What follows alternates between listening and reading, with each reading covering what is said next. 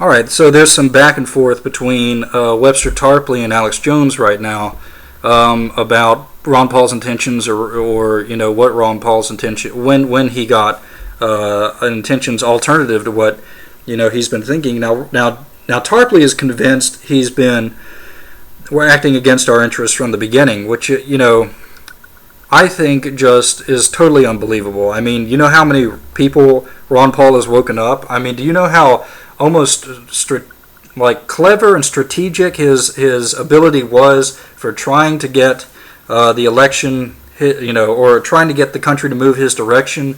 And Jones has a hard time believing this, and I believe that because Jones has actually had a relationship with and Jesse Ventura also, and Rousseau.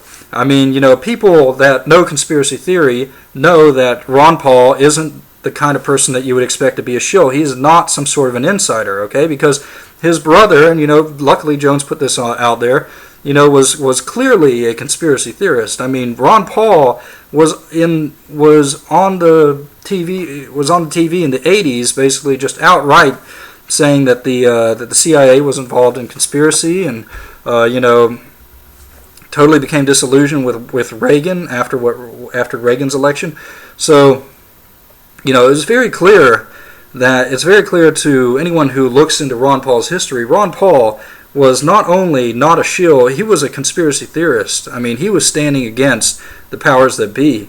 But both Webster Tarpley and Alex Jones have a voice, and you can see that there is confusion among them. I mean, I really don't like to say that, because both of these guys have been extremely influential in waking up people, even to the contribution of experience of somebody who would disagree with them. Okay, but both, why would Webster Tarpley think that Ron Paul was a shill from the beginning? Well, he's absolutely convinced, and he may not even say this, but I can tell. He thinks that the Nazis somehow survived and infiltrated into America, or infiltrated other nations to push their white supremacist objective. Okay, but like I said, I have a video on how that's absolutely ridiculous.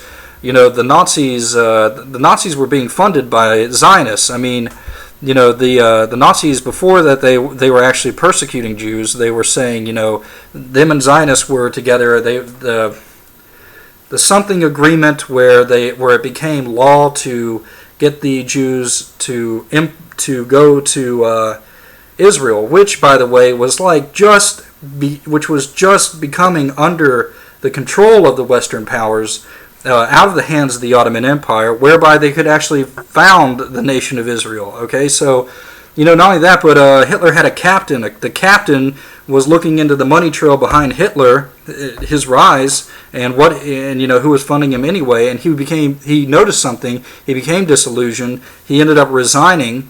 The second in command in Hitler's Nazi regime, Rudolf Hess, found something sparked in his mind, caused him to grab a plane and fly out of Germany, running from the Germans, to parachute into the United Kingdom before he was shot down, was trying to get to the commanders underneath Churchill to warn them, right? Why would you go underneath the enemy of the Nazis unless you saw a conspiracy between Hitler and Churchill? Okay, and all of this relates to the fact that Israel was founded at the same time, okay? This is not a white supremacy thing. This is religious in nature, and if it has race involved, it's not white people. It is what's called white people. It's these descendants of Abraham, okay? The only reason that I don't think, a lot of people call Jones a Zionist shill because he puts on his kid gloves. Tarpley's cool enough to where he actually criticizes Israel, which, what his motivations are there, I don't know. But Alex Jones, he'll criticize maybe like Mossad, but puts on the kids' gloves with Israel. Okay, so a lot of people accuse him of having selective hearing when it comes to that, and being members of But Alex Jones runs a radio show. I mean, he knows that he can't. The motivations for him not to bring up anti-Semitism is just too strong. He would lose whatever ground he has. He has very valid non-Zionist conspiracy theory points to be making, not necessarily Zionist conspiracy theory. But when you look at what's going on, it's very Israel-centric, always. Okay, so where was I? So the fact that they're arguing over this, the fact that they don't accept, they have their... Tarpley has more or less a personal motivation here because he thinks, oh, this validates the survival of the white supremacist theory, which just doesn't work. If you watch, like I hate to say this because so many people are very sensitive over the Holocaust. I was, okay, but then I look into it and I'm sorry, I cannot believe it. I cannot believe the official story that we have. The person you want to look up regarding that is David Cole, this young Jewish guy, young Jewish kid who began to produce literature, produce a documentary about the inconsistencies of the Holocaust story. And David Cole, the JDL put a hit out on him, and he went into hiding. Okay, so it's really serious. Watch 1/3 the Holocaust. Okay, so what's really happening here, what's bad, is that they knew that when they made Ron Paul look like he was selling, they were doing two things. One, dispel the movement. They would, because I think that they threatened Ron Paul. I mean, that's the most likely thing to occur. I mean, these guys are straight up criminals. I mean, do you really think Ron Paul, who wants to out Bernanke as one of the worst criminals in the entire world, would have a breakfast with him? Would sit down, and then the person that he's talking to, who would otherwise be arrested, branded as the worst enemy of humanity, all of his friends going to prison, would actually have breakfast with Ron Paul? It's absolutely ridiculous. That is a sign that's when they pulled the plug. They said, Ron Paul, you're doing too good. We can't ignore you. They just pulled the plug on him, okay? How they did that, I don't know. Here's a simple example. Ron Paul has a big family. Well, we're going to take your nephew so-and-so. We're going to take the niece so-and-so. Or, those are the strongest ones, okay?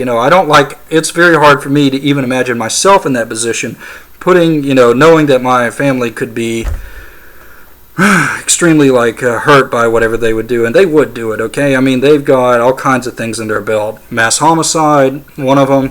Pedophile rings, another one, specifically for blackmail purposes. Mass theft, I mean, to the extent of literally printing $9 trillion for their own benefit, okay? Now, so that's the reality of it. Neither of them want to come out and say it because there's no hard evidence for it. But when I saw it happen, I went ahead and put it out there. I said, this has happened. That's the only reason that after the 9th, when Ron Paul was making huge advances, and it was just getting weird. It was just getting weird for the media not to even talk about it. And it actually looked like our delegate situation was going to cause us to actually win. They went ahead and stepped in. And what happened after the 9th? You didn't see Ron Paul. I mean, we were seeing Ron. I was just ignoring Ron Paul videos. I was like, yeah, that's great. Keep talking your thing, Ron Paul. And then after the 9th, you didn't see him. He was gone. And then finally he shows back up. I think it was on the 18th or something, and he basically just starts talking about, just to let you know we're a minority. He starts talking, backing up the idea that they're conceding. Just to let you know we're a minority.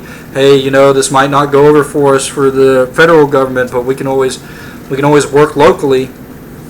Okay, so that's what those guys need to wake up to, and I hope that when they get together, now it's going to be harder for Tarpley to accept this, because Tarpley, it falls into his mistaken view of what the conspiracy is. I mean, it is not a white supremacist conspiracy just because Ron Paul may have seen a conspiracy against. I mean, look, if you want to attack America, this is not even from white racist point of view. If you want to attack America, and you want to attack it from a racial like cultural perspective, what are you going to attack? Are you going to attack Hispanic people? Are you going to attack black people? You talk Asians? No. If you want to attack America, you've got to attack white people, okay? And so when, specifically the dominant group of America, white males. So what did they attack in the 60s? They were attacking Andy Griffith. I mean, they were making it clear. They were attacking Elvis Presley. All right, they were attacking. Even Elvis Presley was accused of attacking white American culture at the time. Okay, it's not. It's not to say that that culture shouldn't have been attacked. Okay, it did have. Just like Rousseau admits before he died, he admitted that Rockefeller admitted to him, hey, women's lib, what do you think about that? And he said, oh, it was great. It was we funded that. What did you think about that? Rockefeller said. So Rousseau says, that's great that you promoted equality.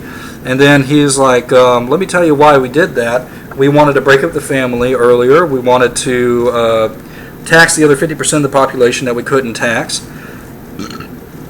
Rockefeller did that because he saw it as a way of weakening the Americans, okay?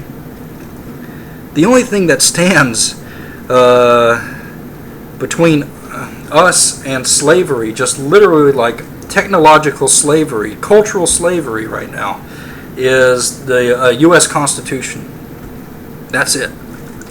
Otherwise, they would just openly just reinstate a feudal society where we're all like monitored, and if we don't agree with them, then they just cut off our supplies, and our ability to connect with the rest of the world and take care of ourselves. We'd die out. We're all heading towards a literal case of like livestock for these people. They just want to use us. They want to use our bodies for their end. The idea that they want to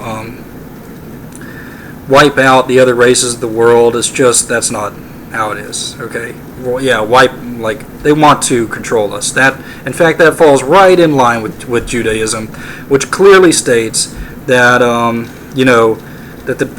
you have to understand, like, Christians can also be Zionists too. Okay, like that they will have dominion over the entire planet, over all of the non-Israelites. Even Christians believe that Israel will be the seat of the imperial nation, which will control the world, and they will have slaves. They're trying to bring about the Messianic age. Okay, all right. I know, like, how can you be some conspiracy but not much? Okay, don't obviously what you can't talk about, what you can't admit, that's the conspiracy.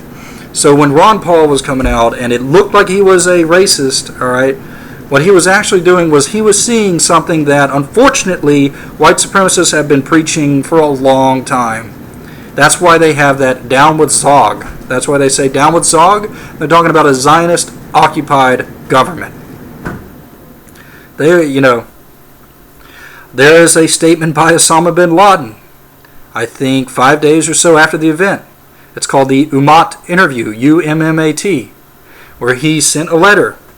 After he denied it on the 13th or something, and then he sent a letter to the Ummat, which got picked up by Al Jazeera. It's not even questioned. It's not even a question of whether it came from Taliban sources. Okay, so it's probably from Osama bin Laden, and he starts saying, I think that this is coming from a shadow government operating in the United States, of which Zionist or that Israel plays a part into, that Zionist elements have control of. I mean, you got the Mossad truck bombs, the September 11th incident.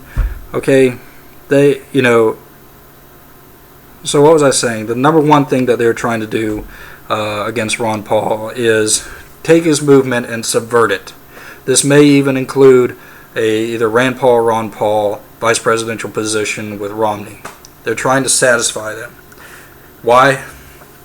I mean, more than likely, they're going to tank the Republican Party, make sure Obama's back in office. Okay?